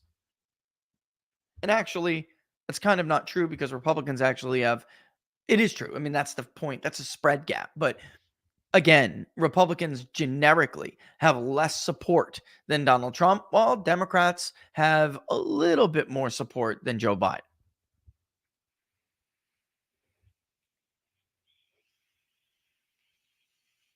Okay. A slew of polls from The Hill and Emerson are showing very clearly what we're talking about. And they are not alone. They are not alone. Actually doing a little bit better in Pennsylvania, the Senate candidate doing a little bit better than some of the other polls, including ours. Our polling showed Bob Casey with about 46% of the vote and Dave McCormick with about 38% of the vote. So very big difference, or 39. I'd have to go and look it up again, but very, very, very big difference. And in fact, let me go. Give me 1 second. Bear with me for a second. I'm curious. And I remember that McCormick was actually doing better on the phone than in some of the other. He was doing the best in text to online. So you're reaching them by phone, but you're giving them the option to take the interview online so they don't have to speak to a live agent or even text with a live agent, by the way, because we do that. And what was it? The Keystone was March, April, right? Yeah. April. But in the other modes, he was suffering so badly from some of it looked like name ID. There's no doubt. Some of it looked like a name ID issue to me, because those people are going to come back. And in the future, we will be doing leaners with the Senate question as well, because we're at that point, and it's probably going to do it with the generic ballot as well. So I don't see the point of leaning the presidency if we don't also lean with the Senate. All right. So yeah, we had actually, it's even worse. It was 46-37. All right. So it was Casey plus 9. All right. And again, a lot of that is that people know who Bob Casey is. McCormick was actually doing fairly well. He was getting low teens with African Americans, but he was getting just an abysmal low 40s white vote share that was just so bad, so poor, only getting 26% of Hispanics Big deal. Germans in the state of Pennsylvania, a very big deal. Trailing Bob Casey 45-42 among Germans. And that's a bad number for Casey. He's an incumbent. But you need to win Germans if you have any prayer of winning the state of Pennsylvania. There's just no doubt. Among those who called themselves American, all right, Casey was winning 44-39. Among those who called themselves English, which we've discussed this when we've gone over the Rust Belt poll, that is the group of people that was really, really, really harmful to Trump's ability to put together a solid 50% majority. You got close, but very, very difficult, because that's, you're going to just get murdered in the southeastern part of Pennsylvania, because that's where most of these people are identifying as English. Now, those who are English but consider themselves American are going to be a lot more Trumpy, and we've seen that to be the case. But if you identify as, no, I'm still, I'm English, my ethnicity is English, not American anymore, their families maybe aren't as old here as some of the other families. But even if they are, the fact that they do that's like they were the loyalists, instead of the patriots. I'm sorry. I just say I'm just trying to give a good example of who these people are. Very bougie, silk stocking, even Republican, silk stocking like, right? But in any way, among those, that group, Casey was winning 45-33. And so very, very big deal. Very, very big difference between Trump and Biden. So if we let's do the Trump and Biden without leaners. And I'll read you some of the differences there, okay? With ethnicity, Trump was winning Germans and almost at 50%. With those who consider themselves English, Trump led 44-38. Those who consider themselves Americans, Trump led by 5, 45-40. This is without leaners. The two were tied with Dutch. It's so small. A Dutch country is obviously Republican. It's just a question of how much. Biden was leading with like some of the other groups like Scots and Scot-Irish, but among the other category, Trump was actually winning, which is a huge deal because the non-whites go in that category. Yeah, right. It's a big deal. Let me remove that though from that, and it's not pretty. I don't want it in that crosstab when it's not pretty. And then we'll come back to, you can't see what I'm doing on my end, but there we go. All right, now, so you had Trump. Let's just go from the very beginning here. In Arizona, Trump +4. Georgia, Trump +3. Michigan, Trump +1. Nevada, Trump +1. North Carolina, Trump +5. Pennsylvania, Trump +2. Wisconsin, Trump +2. Adding the third-party candidates and independent candidates. Arizona, Trump +4. Georgia, Trump +6. Michigan, Trump +1. Nevada, Trump +5. That's an instance where it seemed to help him. North Carolina, Trump +9. Pennsylvania, Trump +4. Wisconsin, Trump +5. So a little bit different than our results, where in some of those states it does appear, that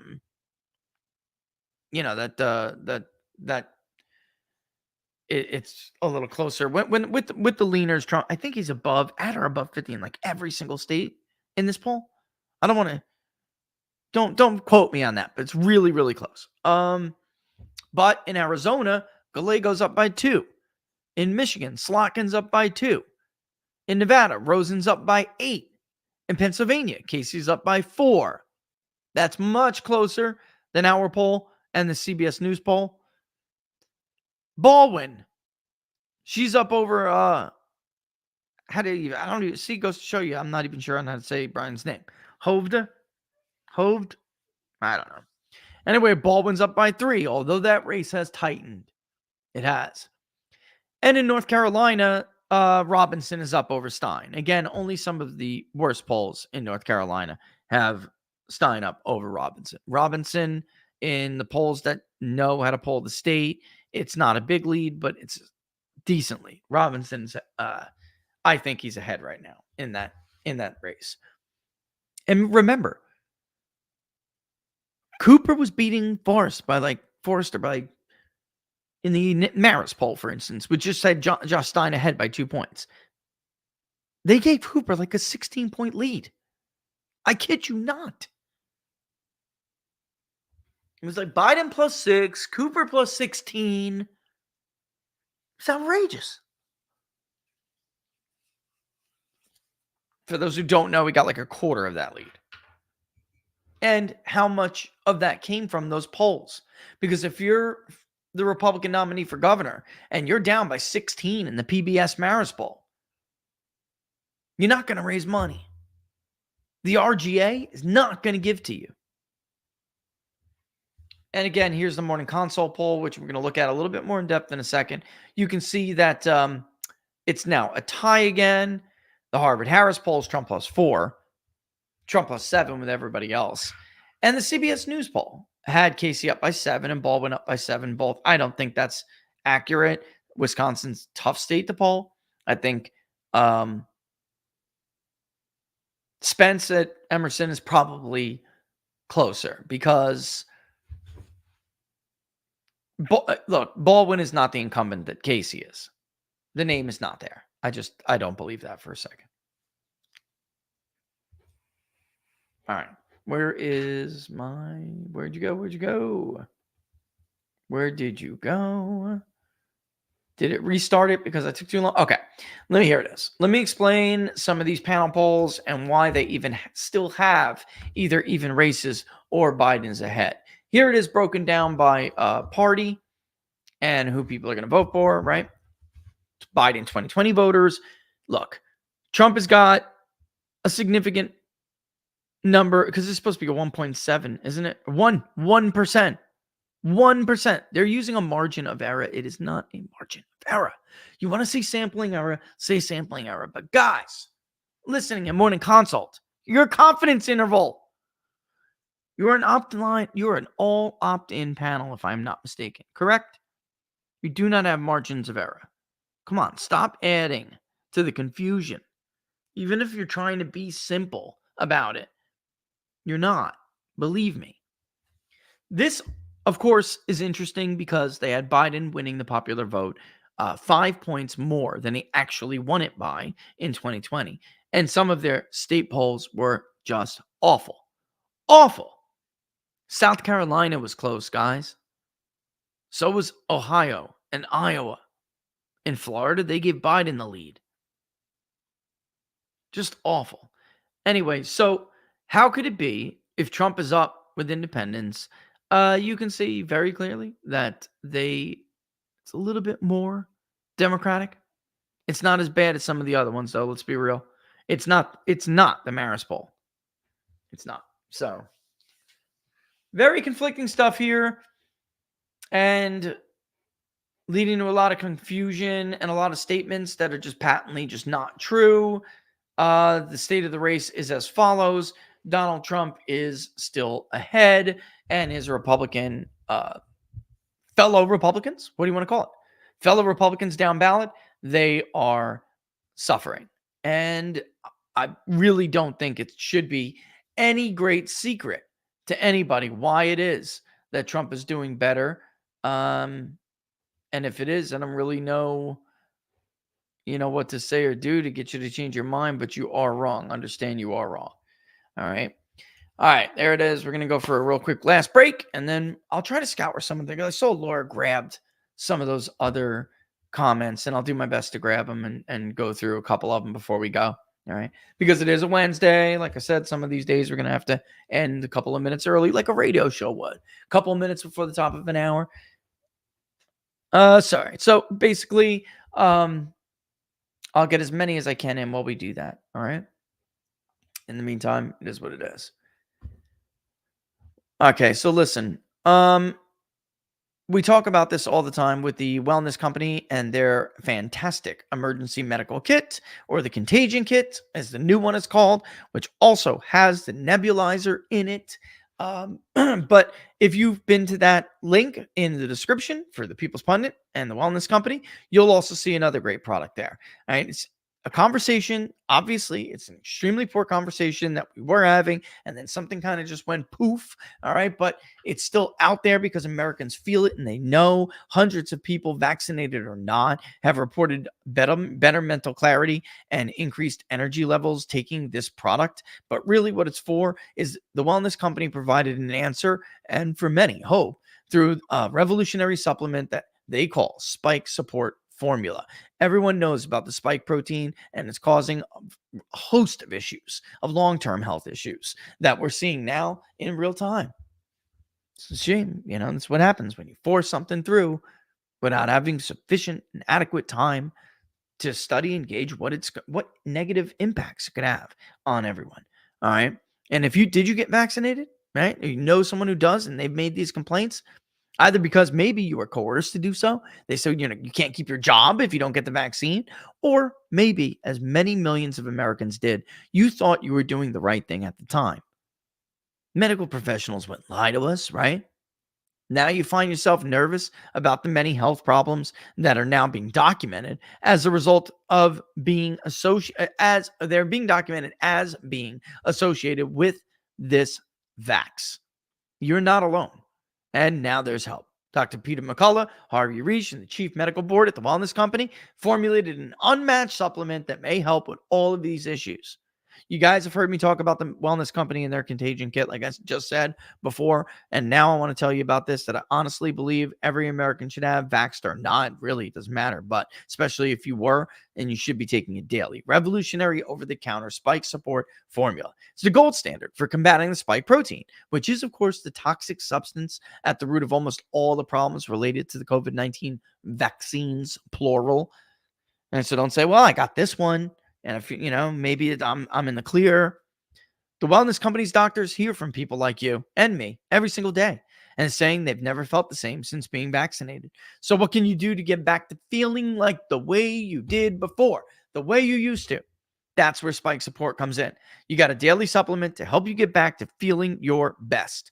Reclaim your health. Go to same link, twc.health/TPP. twc.health/TPP. Use the TPP code to save yourself 10% off and get free shipping. All right. Again, link is always in the description for everything, folks, as always. So you'll be able to find it there. Even on Getter. Yes, it is. Just looked. Absolutely is. All right. So there we go. Let's go to Sean Trent with the last. I wanted to. Some of these comments I really wanted to get to. Let me get to some of them. And you're welcome. Some of them, a couple of things you just posted were just thanks for, breaking stuff down. You're, of course, absolutely most welcome. That's what we're doing here. All right. I do want to take a second to get to, well, I did mention, I answered that one, which was a string of other ones. But Leighton catching up. What report did Mike Johnson withhold? Rich referenced it, but Hope explained. Oh, man. The coordination between the Biden White House and the prosecutors, and also the behavior of some of the prosecutors, but that's secondary to it. All right. Has Rich seen any non-public polls for the Ohio Senate seat? I find it strange we haven't seen any since the primary election. That's a great point.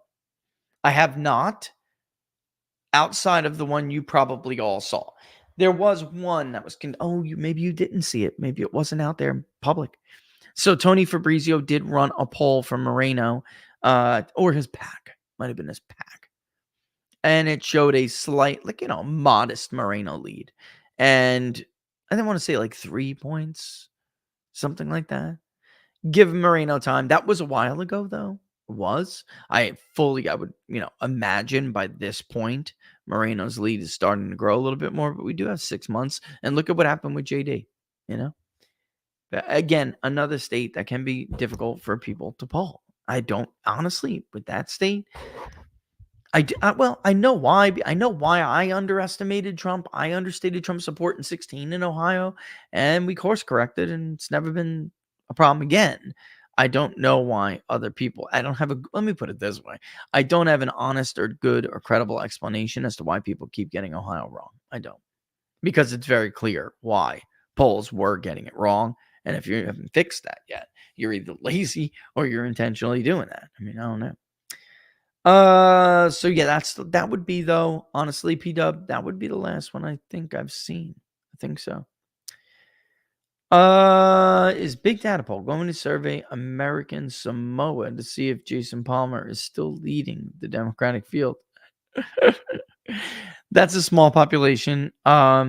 It can still end up in, if you cast a vote in the presidential election that essentially will impact the Electoral College, we're going to obviously prioritize you over those who don't. All right. So I don't think there'll be a huge impact from American Samoa. Maybe just tells you there's an appetite for someone other than Biden in some areas, right? But no, probably not. I mean, listen, that still would cost, even though it's a small population, it would still cost a fortune because it's a small population. Better off spending that 10 grand, 15 grand in Georgia or Michigan, right? Michigan, I'd like to poll again soon. I know we said we were going to do Wisconsin, but I would like to do Michigan. All right. We'll see. Laura, is Big Data Poll going? Oh, we already did that. Sorry, that was fed up twice. Okay. So that's it. For now, anyway. That gives us a couple of minutes to read Trendy's thing, which I want to do. Come on. Where are you? I had it. I'm about to just type in the word nostalgia and then being done with it. Love RCP, but if it does freeze sometimes when you do something like I just did. Come on, for the love of God. Let me go to polls. Forget it. Let me go to polls. Consequential. That's not that. Where was it? There it is. Is nostalgia enough? Here we go. I think it's a must read. Even if you don't agree with what he's saying, must read. By the way, I have something for him. I got to give to him when I see him. That's it. All right. Never mind. So, pop it up. Get it on the screen. Bang, bang, bang. What do I got? A few minutes? How many minutes do I have? About 4. As a general rule, whenever people ask me about my thoughts on poll X or poll Y, my response is the same. Throw it in the poll average. Remember, not only are error margins real, but they're intrinsic to sampling. An error margin of plus or minus 3% means that 95% of the time, the true population will be within 3 percentage points of the published top line. But that one time in 20, it won't be. That's not a pollster quality thing. That just comes with the territory of asking a fraction of the true population of interest. He's explaining why outliers happen and sampling errors, which I tell you all the time for subgroups is higher. Don't forget that. So the fact that CNN latest poll has Trump up 6 points isn't that interesting to me in and of itself. It's marginally interesting that this is happening in the midst of one criminal trial that is likely to occur before Election Day. But it's more interesting that his standing in poll averages is held with the trial underway. What is interesting about this poll is that it tells us about the thought process of a lot of Trump voters. In the early years of the Obama administration, conservatives had a bit of a meme going where they posted a picture of George W. Bush waving with the options. You miss me yet? Oh, God, I remember that. The strange thing is that with respect to Trump, the answer appears to be yes for a lot of people, at least when compared with Biden. Again, Sean appears to have shed not every, but he appears to have shed a lot of his TDS because he is dead on here. He's dead on here, guys.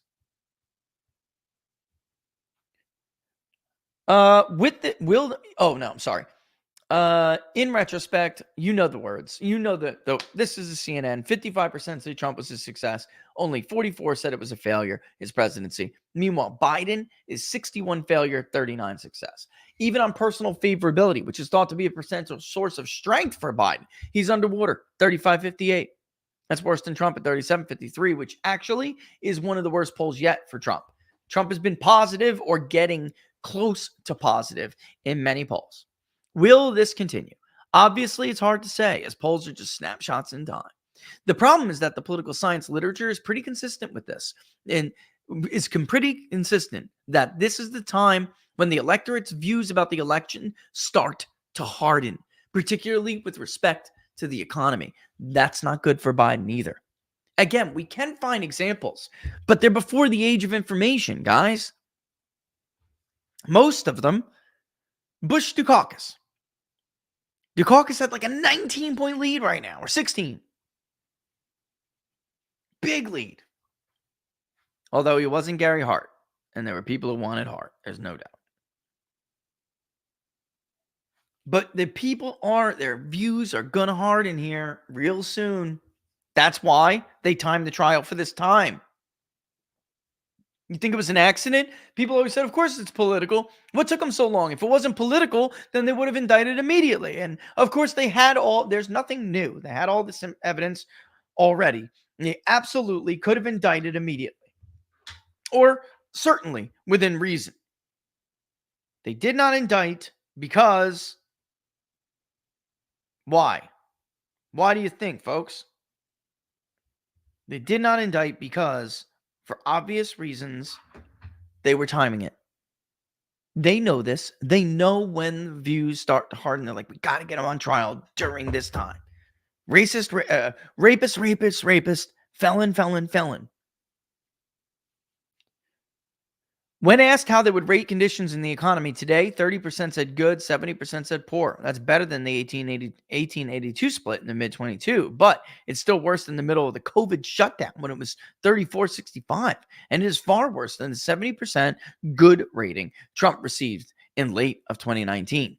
We can repeat, it's a long time until Election Day, and that's true in a sense, but Election Day is also fast approaching. We're almost in May. And people start voting in September in some states. If voters still have a favorable view of the Trump presidency in a few months and think the incumbent president is a failure, the situation will quickly turn critical for Biden and the Democratic Party. That's what I guess. I can't believe, again, I'm saying that I 100% agree here. But I basically 100% agree with what Sean is saying. This is what everyone is not understanding. These views will start to harden. They have started to harden already. And the polls may look to be neck and neck, like Mr. Jackson tried to portray it by going to run at Tim Malloy, who sucks. In truth, that's not how this works. It is likely to be the case that in like a month, 2 months, if this is still the situation, by the time we get to August and September, you're going to see Trump start to really pull away. That's how this works. Maybe Biden will get a short, temporary bump during the convention, but probably not. Probably not. So, just as we saw Bush start to pull away from Kerry, and he pulled away last minute, it wasn't that quick, but Bush then later did start to pull away from Dukakis, but Dukakis ceded it right about now. He screwed up. And then by this summer, which is coming, the summer's almost here. It's next month. By the time the summer came, the Willie Horton ads were running. Things like that were going. He was being painted as a weak governor, weak on crime, typical New England liberal. Can't trust him and keep you safe. And Reagan's going, but you can trust him. Good job, Ronnie. So there you have it. All right. 155. All right. So don't forget, guys, if you like the videos, like them. Do it now before you bounce. Share them far and wide. Cross-platform liking and sharing, of course, and subscribing, is a huge help to us. I want to thank our sponsors over at the Wellness Company, of course, Tax Helpers. And the link is all in the description for everybody. And, of course, our friends at Jam and Bean. Still, even though we didn't have a read for them today, they're always our buddies. And we always put that in there for them. All right. And that's why, again, it's so critical. Just throw a like on, subscribe. And that stuff really helps when it comes to finding people who can pay the bills around here. Okay. We sync everything back in really, if I got a chance to turn around and show you the setup, sync everything right back into here. All right. So right there. Thank you, Laura. Support the Public Polling Project. That we have had some donations here and there to the Public Polling Project, but Laura is going to cut my you-know-what off if I keep doing what I did throughout the last year. Paying that tax bill pissed her off, and it's my fault. But I do as much as I can. I thought both of us thought we needed to do that during the primary. But now here we are, and we'll slow it down if we have to until we get closer and things pick back up. So share it if you can, do what you can.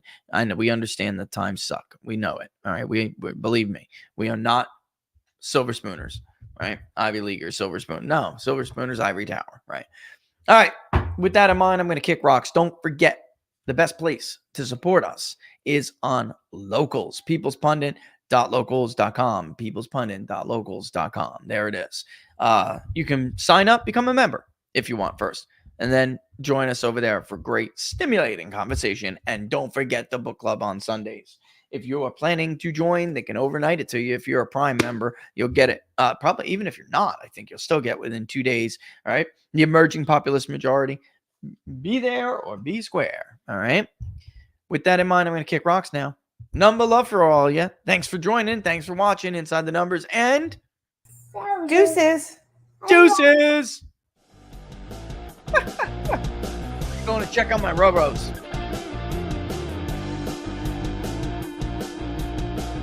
Don't forget our friends at Tax Relief Helper. Call that number today. Tell them the People's Pundit sent you.